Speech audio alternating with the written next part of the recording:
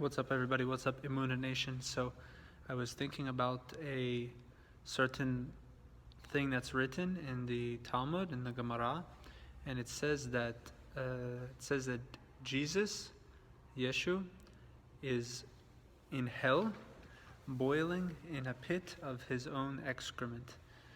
And those things are written in the Talmud when it talks about Jesus, and it says that. So a lot of Christians and Jesus believers are saying like, oh, wow, the Talmud is so evil. Then if it says that, then for sure it's wrong. But I just it came to me so clearly what exactly that means, and what it means that he's boiling in his own excrement. And if you think about it, like, what is excrement? Our like how it's kind of foul, but like how we go to the bathroom, like what is it? And what it is, it's our waste. It's our junk, and it's like a result of and it's what we produce.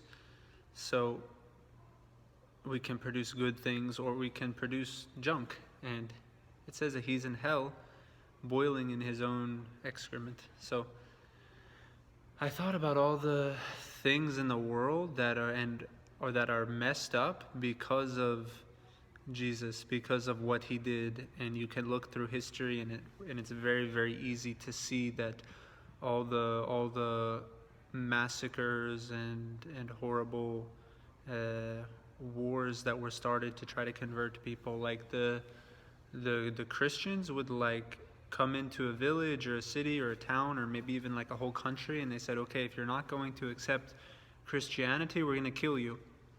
So everybody who's Christian in Europe and in places like that, and they think they've have all these roots, old roots in Christianity. If you look at the source, how did they become Christian? It's because their ancestors in this small village didn't want to die, and it was just like, okay, it's easier to accept what these people are saying, because or else they'll kill you.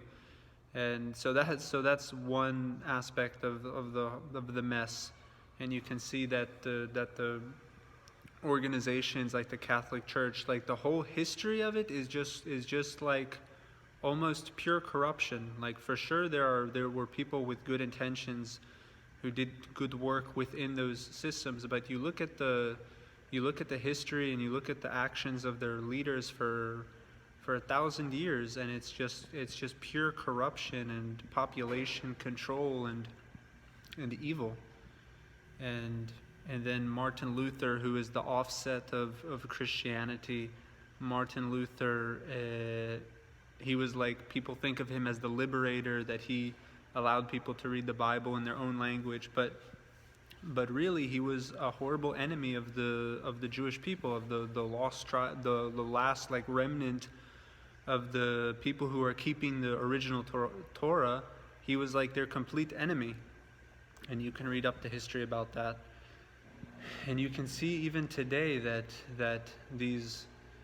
things that Jesus like corrupts situations, like and messes up situations. And I had an experience with a situation I was working on, and you could easily see how Jesus just like made everything foul and just like ruined an innocent situation.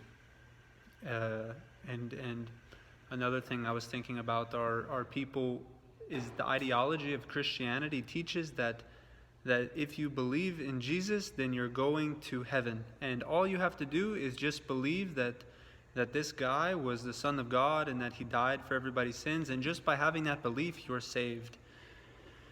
And if you just think about it for a second, you'll see that that's creating a massive excuse for people to sin. That it's creating a massive excuse for people to not follow their consciousness, their conscience, that they feel like what I'm about to do is wrong, but then they remember, oh, but Jesus, it's okay, it'll be anyway because Jesus has my back, and then they'll allow themselves to sin.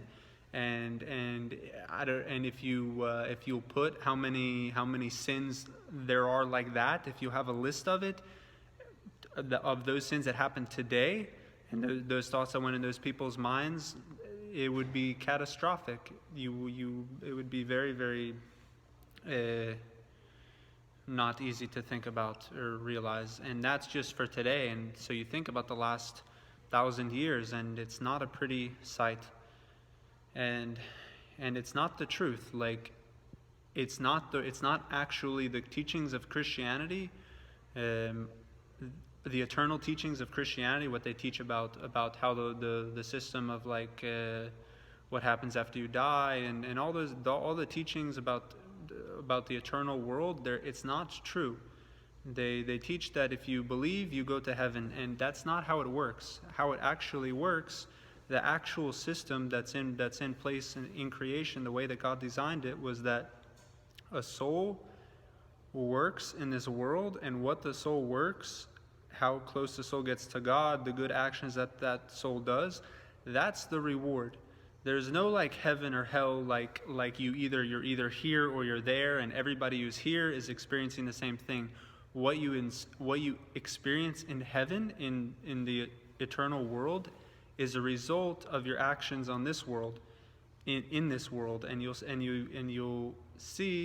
will see that there are different levels, that not everybody's experiencing the same things, that there are people who achieved much higher levels in this world, and as a result their eternal worlds are in a higher way than the people who didn't achieve so much. And Rabbi Nachman says that in the world to come, there'll be two people sitting next to each other, and one person can experience, I think he said, like 310 worlds, and all in his heart, and he'll have all this experience of hundreds of worlds within, and he can experience and feel it, and the person sitting right next to him won't have that experience at all.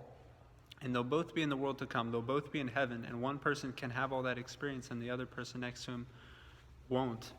So you can see that the Christianity is just like a lie, and as a result, Jesus is boiling in his own excrement, like the Talmud is saying. He's enjoying, so to speak, of what he created. He's experiencing all the sins, all the bloodshed, all the horrible, messed up situations as a result of him, and that's the excrement that he's boiling in.